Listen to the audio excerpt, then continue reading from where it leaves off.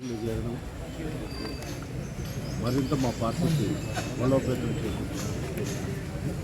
అదేవిధంగా ఈ మధ్యకాలంలో చైర్మన్ గారు జెండాలు పీకడము మళ్ళా జెండాలు తీసేయమని చెప్పడానికి చాలా చిక్కుచెట్టు ఇంకో పార్టీ వాళ్ళ జెండాలు పీకడం చెప్పడం చాలా ఇది.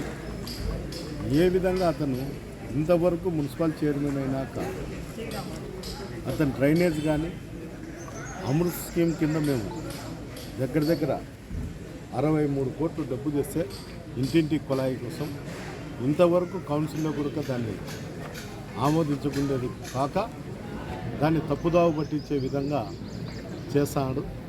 ఈరోజు తాడిపత్రి ప్రజలందరూ గమనించాల్సినది ఒకటే, నేను డ్రైనేజ్ చేసినా రోడ్లలో ఏడన్నా ప్యాచులు చేసినా ఇవన్నీ నేను సొంత డబ్బుతోనే చేస్తాను.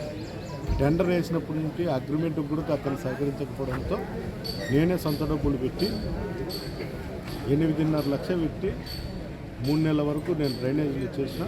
ఇప్పుడు కూడా ఎక్కడన్నా కానీ పబ్లిక్ కూడా డ్రైనేజ్ ప్రాబ్లం ఉన్నాయి, శానిటరీ ప్రాబ్లం ఉన్నాయి, నాకు ఫోన్ చేయడం జరుగుతుంది. అంటే దీనికి అంతటికీ అర్థం ఏమంటే చైర్మన్ గారు అనవసరంగా వాళ్ళ దగ్గర ఉన్నటువంటి కౌన్సిలర్లు కానీ ఎమ్మెల్యే గారు అడ్డపడతాను. నేను ఎక్కడన్నా ఎప్పుడన్నా అడ్డపడినానో ఒక్కసారి చెప్పాను. కేవలం మేము చేసిన పనులకు వాళ్ళు వచ్చి ఫోటోలు తీసుకుంటారు. నేను డబ్బు పెట్టి చేస్తే దాని నాణ్యత గురించి మాట్లాడతాను. ఏం వాళ్ళ ఇంట్లో డబ్బు ఏమన్నా నాకు ఇస్తారా, లేకపోతే వాళ్ళ అప్పు ఏమన్నా నాకు ఇస్తారా? ఎలాంటిది లేదు. దయచేసి మీరు ఏదన్నా ఉంటే చేసేదానికి ప్రయత్నించండి, కానీ మీ చేత కాకపోతే ఎవరో ఒకరు పని చేస్తుంటారు. దానిపైన మీరు పోయి ఆడ ఫోటోలు దిగేది మేమేదో ఉద్ధరిస్తున్నామని చెప్పుకోవడం అయితే సిగ్గుచేటు. ఎవరు పని వాడు చేస్తే తాడిపత్రి పట్టణంలో ఎలాంటి ఇబ్బందులు లేకుండా కూడా ప్రజలకు ఇబ్బంది లేకుండా చేస్తాము. ముందు అమృత స్కీమ్కు మీ కౌన్సిలర్లు అంతా కలిసి ఆమోదించి మీ చైర్మన్ కౌన్సిల్ మీట్ పెట్టి దాన్ని ఆమోదించే విధంగా ప్రయత్నం చేయండి. అంతే తప్ప ఆడ పడితే ఆడ ఫోటోలు తీసుకునేది, ఎవరు మిందంటే అవి మాట్లాడేది ఇవన్నీ పద్ధతి కాదు. పద్ధతులు మార్చుకుంటే చాలా మంచిది. రాజకీయాల్లో ఓటమి గెలుపు అనేది స్వీకరించాల.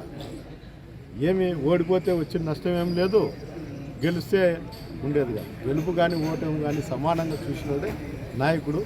అది చూడకనే నువ్వు ఈరోజు బజార్లలో పండుకొని వేరే పార్టీ వాళ్ళ జెండాలు వేయాలని చెప్పి నువ్వు బట్టలు ఉడికి తిరిగితే ప్రజల సింపతి వస్తుందని నువ్వు కోరుకుంటానేమో. ప్రజల్లో సింపతి కాదు కోరుకుంటాను. ప్రజలు ఏం చెప్తారు, ఈరోజు పిచ్చి పట్టి అధికారం కోల్పోయిన తర్వాత ఈరోజు ప్రభాకర్ రెడ్డికి పిచ్చి పట్టి తిరుగుతున్నాడు.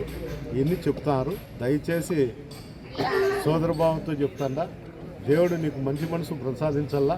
ప్రజలతో కానీ ఇతరులతో కానీ మంచిగా ప్రవర్తిస్తే మంచిదని నేను చెప్పడం జరుగుతుంది.